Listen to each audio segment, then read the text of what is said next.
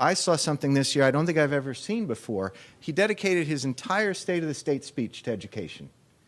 And in that talked about early education. And later in today's discussion, we'll come back to why that is such a huge opportunity for all of us. If we're going to give the kids the tools they need to read and succeed, we need to start early. So let's invite Governor Shumlin to talk about that and other subjects.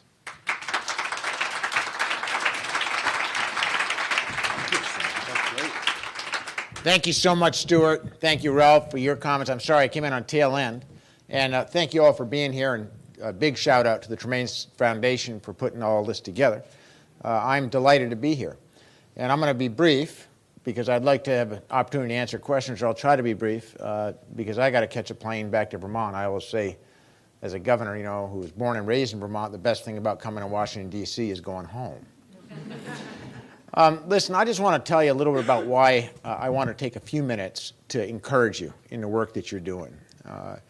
I know that as you listen to some of the governors around the country right now, and certainly as you listen to the folks here in Congress who are about to put us into this sequester when we're finally growing jobs and economic opportunities, you know, you might think as you listen to some of their logic that some of them can't read. But I can assure you they can. And I got to tell you, it's tough to be a governor if you can't read. And I come to my commitment to education, early childhood education, and ensuring that we have an education system where everybody gets to learn to their learning style and reach their potential, because I'm dyslexic and had a very tough time learning how to read. And I'll just briefly share your story with me, because in public policy, we do all kinds of things that we care about. Some we do because our head tells us we should. With this one, I move on early childhood education and my commitment to education, Stuart just mentioned, because my heart tells me to, because of my own experience. And I sometimes think in life that we are formed by our experience. I don't shy away from the fact that I am the dyslexic governor.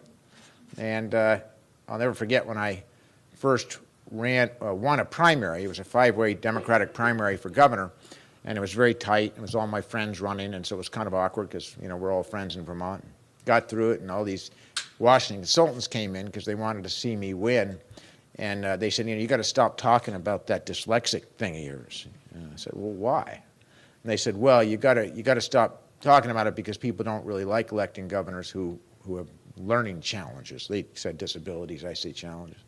I said, hey, it is who I am, and I'm going to tell Vermonters who I am.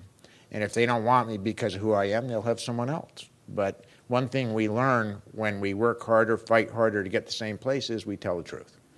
So here's my truth. I went to school in Vermont before there was any special education. I'm not old, you know, it was a long time ago. And there were no IEPs, there were no special ed teachers. It was really the old education model where there was one teacher at the blackboard and away they went. And when I was in 2nd grade, I got called into the principal's office.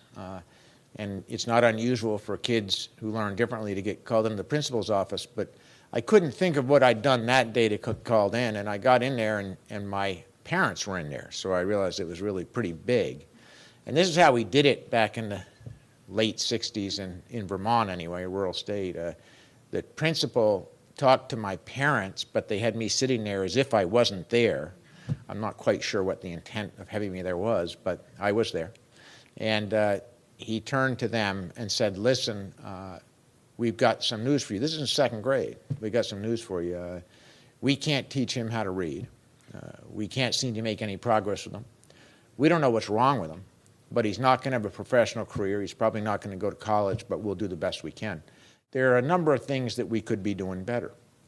I got to tell you how heartened I am from having just come out of a meeting with the president where he reiterated his commitment to all 50 governors that it's his intention to ensure that in this term in office, he makes it possible for we governors to make early childhood education and pre-K universal in our states.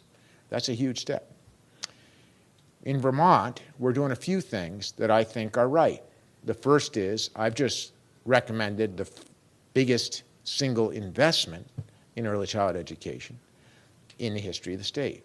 Second, the first thing I did when I got in office was lift the caps on publicly funded pre-K so that every community that chooses to can have publicly funded pre-K in their school system or in their community, whichever they choose, through our publicly funded education fund. That is critical. If we're going to really break down the barriers, if we're going to put our money where our mouths have been, we've got to do just that. Come up with the resources, treat it as an equal partner in our educational mission to all of the other great things that we're doing with public education across the country. And the third thing that's really critical that you all know, if we're going to succeed in our goal of having every kid reading by third grade, and I've said so many times, if we can teach Pete Shumlin how to read by third grade, we can teach anyone how to read by third grade. And it's really true. But it's absolutely critical that we give the teachers, our incredibly hardworking, dedicated teachers, the training that they need to be able to teach every kid how to read. And I think that's our most important mission.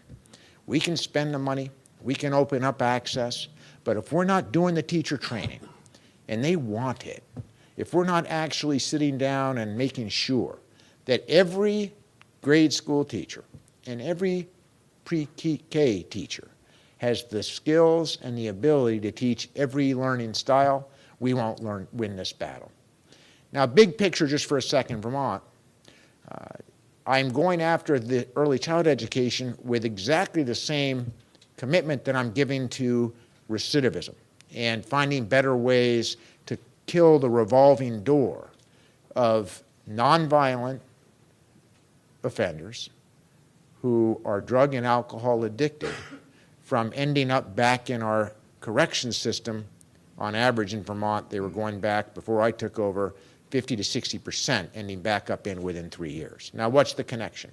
In Vermont, and maybe Vermont's unique, I can tell you that 95% of our nonviolent offenders are alcohol and drug addicted or have had challenges with alcohol and drugs, but 85% have difficulty reading. Now, that's the best kept secret in America. So what I can tell you about me is, and I think about this often, had it not been for Claire Oglesby, I know that I could have been one of those people. And what we do, as you know, is we act up, we act out. By 6th or 7th grade, we're turning to other ways of dealing with our loss of self-esteem. By 9th and 10th grade, we're flunking out. By 11th grade, we're on the streets. And by somewhere in there, 12th grade, late teens, we're in this system. So here I am from a state, and there isn't a governor in this country, they can't tell you this, who will spend $54,000 a year of publicly paid for taxpayer, hardworking taxpayer dollars, by the way, all of which is entirely raised, in my case at least, on the backs of hardworking Vermont taxpayers, because there's no federal match for prison. That's all coming out of my taxpayers' pockets.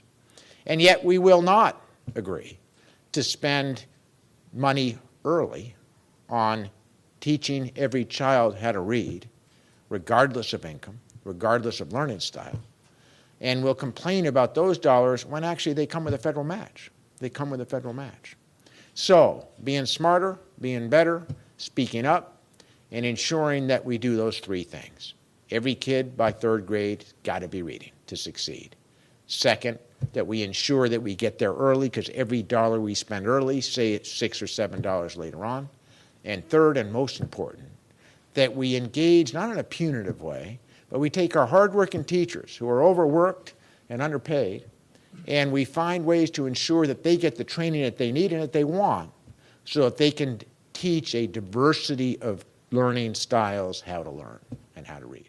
What I say about all of the work that you're doing is that in the end, not easy, this was really tough, but in the end, the greatest gift to me as a governor, and I would say the greatest gift to anyone that learns differently, that doesn't lose their self-esteem in the process, that actually gets the skills they need, that gets that teacher that can teach them early, that can build their confidence instead of taking them down, that you end up recognizing that the greatest gift for me is my dyslexia.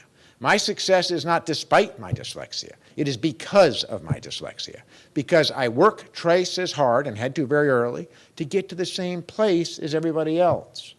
That I had to ensure that I knew what the end game was going to be before I thought about the first move. When you have the disability of learning traditionally, you don't have to do that. You sit back, it comes easy, and I argue that those are the folks that don't have the ability to innovate, that don't have as easy a time working 3 or 4 times as hard as everybody else to get the job done, but most importantly, that don't have the thinking and people skills, because that's what you got to rely on, to be sure that you find a successful way to overcome a journey that gets you to the same place. So let's celebrate people who learn differently. Let's make sure we get them the skills they need, and then we'll have more John Hickenloopers and Governor Malloys, and occasionally a slow dyslexic like me who can lead a state. Thank you so much.